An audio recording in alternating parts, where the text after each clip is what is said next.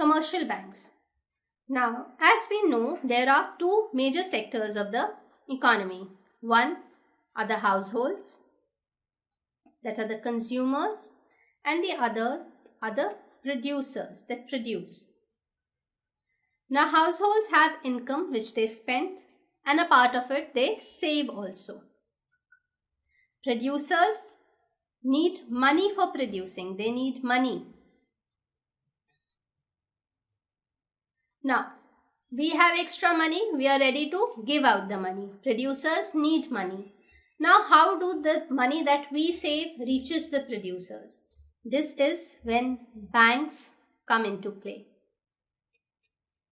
They take the money from us, give us some interest on the money that they take from us, and they lend it to producers and take interest on the money that they lend. This is the basic function of commercial banks. They facilitate in transfer of savings into investment from the households to the producers. Now let us talk about how these commercial banks perform this function. So we are going to talk about commercial banks. What is their role in Indian economy? What are the functions, basic functions of a bank? How has commercial banking grown in India in the past 60 years? They were nationalized. Why and when? Progress of commercial banks after nationalization, how they have progressed, and still what are the shortcomings that they have and that we need to look into. Let us take them up one by one. Now, what is a commercial bank? As I had explained it to you, it acts as a bridge between user of capital, that is the producer which needs money, and those who save, that is the households, but save but do not know how to use their funds.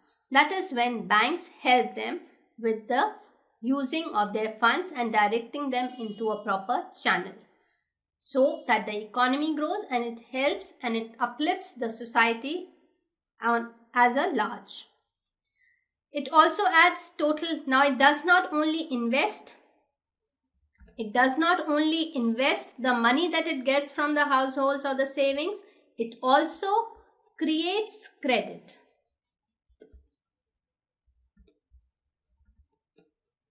Creates credit in which way? Suppose 100 rupees are given by Mr. A to a bank Z. So the banks maintain a reserve of 10% with themselves. So the money left, 90 rupees is left which they lend to Mr. B. Now Mr. B takes that 90 rupees and invests it or puts it into his bank where he has to make his payments. Again, that bank keeps 10% and lends the rest 81 rupees, and similarly this process continues. So you can see from 100 rupees how much money is being generated. This is the main function of bank. It creates credit. Now the next thing is that it acts as a tool of monetary policy. This is very important. How does the bank influence the economic activities? They influence the economic activities by being a part of the monetary policy that RBI formulates. RBI, which is our apex bank and controls all the other commercial banks, it influences the economic activity through the means of monetary policy. And obviously all these banks play also a very important part of it, and they play a very important role in influencing the economy. So a commercial bank is a bridge between the producers and the households. The money that the household saves goes to the producers through the banks. It adds to the total supply of money by means of this, the procedure of transferring the funds from households to the producers, and other than that it also creates credit, and it is a very important part of the monetary policy.